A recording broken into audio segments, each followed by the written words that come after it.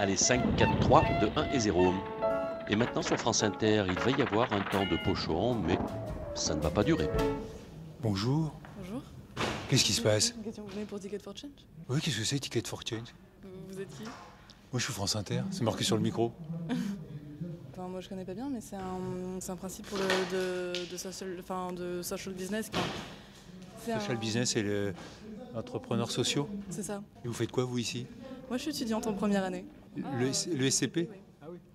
Bonjour à tous et bienvenue à l'ESCP Europe, École supérieure de commerce de Paris. Et je peux avoir votre prénom? Héloïse. Et vous pouvez me donner la définition d'un entrepreneur social? Une entreprise sociale, la plupart du temps, c'est une entreprise qui doit être rentable, le principe de l'entreprise, donc à la différence des organisations, des associations, mais qui a un objectif social. Alors ça peut être dans son objectif final ou dans la manière dont elle fonctionne. Par exemple, Mohamed Younous avait distingué deux volets, on va dire, dans l'entreprise sociale. Et il disait par exemple qu'une entreprise sociale peut être une entreprise détenue majoritairement par des actionnaires qui sont pauvres. Il citait par exemple au Bangladesh des gens qui ont souscrit des crédits à la Grameen Bank, qui est la banque créée par lui, par le créateur du microcrédit. Et donc des entreprises que ces pauvres vont ensuite co-détenir entre eux et qui vont réussir à faire fonctionner. Donc là, c'est aussi un social business. Et autrement, quand vous disiez à but social, c'est-à-dire que c'est une entreprise qui améliore la vie de la société?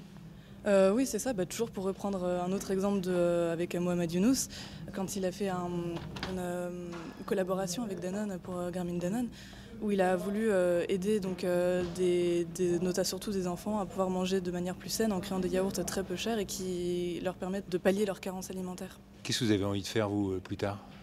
Oula, c'est vaste, hein. Je sais pas très bien. Très honnêtement, je sais pas très bien. Vous n'avez pas un projet précis, quoi. Non. Il y a plein de choses qui m'intéressent, mais j'ai pas quelque chose de défini. Bon Héloïse, je vous souhaite bonne chance pour cette école qui commence pour vous. Alors. Oui, là c'est le début. Il n'y a pas encore de carrière démarrée. Merci en tout cas. Merci. Et vous faites quoi, vous, monsieur? Moi, j'ai créé Talent Optimiste. C'est une asso qui donne aux étudiants d'université les outils pour réussir leur insertion professionnelle. Talent Optimiste, alors vous me donnez votre carte. Incubateur de talent.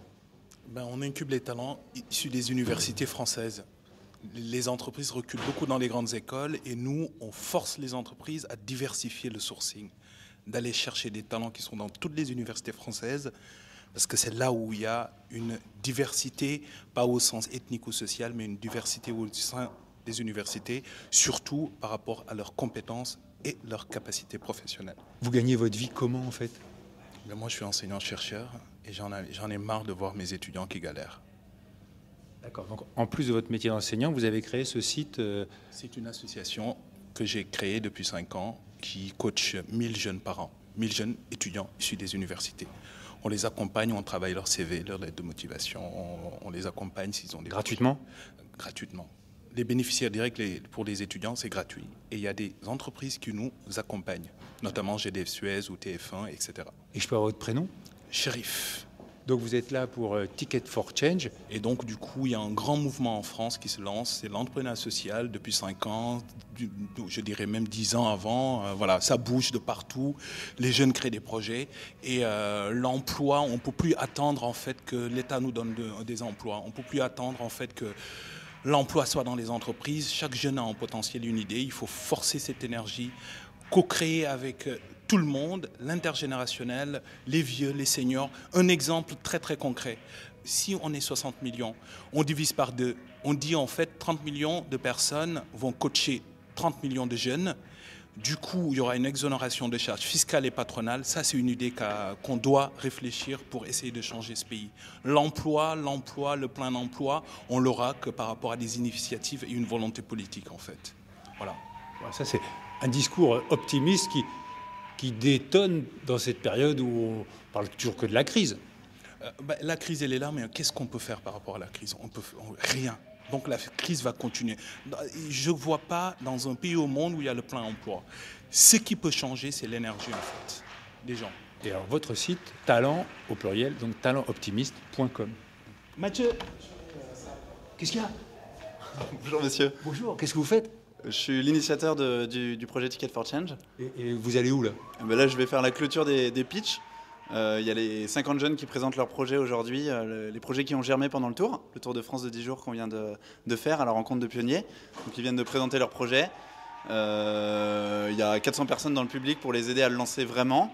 Ensuite, il y a une exposition pour revivre ce qui s'est passé pendant les 10 jours. Et il y a la soirée de clôture du Tour avec Najat Vallaud-Belkacem, la ministre de l'Éducation nationale, qui est marraine de l'initiative. Pourquoi vous avez appelé ça Ticket for Change? Pourquoi vous n'avez pas appelé ça un ticket Un ticket pour le changement, parce que c'est une ambition européenne. On commence en France et demain, on essaiera de répliquer ça plus loin. Voilà, la ministre. Vous voulez filmer peut-être.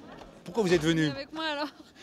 Je suis venue parce que j'en avais pris l'engagement comme ministre en charge de la jeunesse et que je suis très heureuse d'y venir comme ministre en charge de l'éducation. Je suis venue pour soutenir la démarche de Ticket for Change. Je crois beaucoup à l'entrepreneuriat social, je crois beaucoup à l'innovation sociale et voir tous ces jeunes qui, chacun avec leur projet, font avancer le monde, ça fait chaud au cœur. Est-ce qu'il y a un projet qui vous a touché plus particulièrement parmi les 50 qui ont fait ce Tour de France? De manière générale, j'aime beaucoup les projets qui tournent autour de l'intergénérationnel. Je pense qu'on a besoin de liens dans cette société, voilà, avec de la transmission, avec de l'innovation. Donc c'est ce que je soutiens davantage. Bon, je vous laisse. Un ton de cochon, c'est terminé pour aujourd'hui, mais on se retrouve demain.